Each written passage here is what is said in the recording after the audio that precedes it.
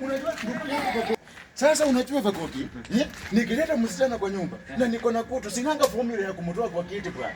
Yaani niko na kutu Vakoki, yani msichana naye amekuja ametulia tu kwa kitu, sasa hataki kutoka.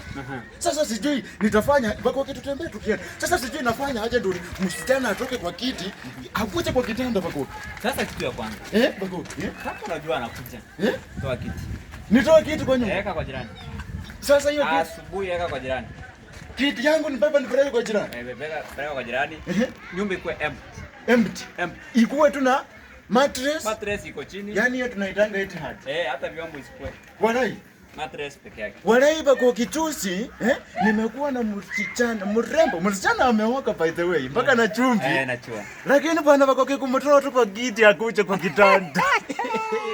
Kazi rahisi. Walai, unakumbuka ile vita tulikuwa tunapigana ile na intele shamba kulie. Aya Vakoki, ninapatanga shida. Kutoa msichana kwa kiti amekwama ni kama amewekewa super glue. Sasa mimi nilikuwa nashangaa Vakoki, kwa sasa nitafanya nikusaidie. Kenye unafanya ni rahisi. Piga moja picha akiwa kwa kiti. Na unamwambia mbona hii picha inakaa smart hivi? Unakuanga mrembo. Unasema na mtandika kama hizo photosynthesis. Haki ya Mungu atakucha hiyo.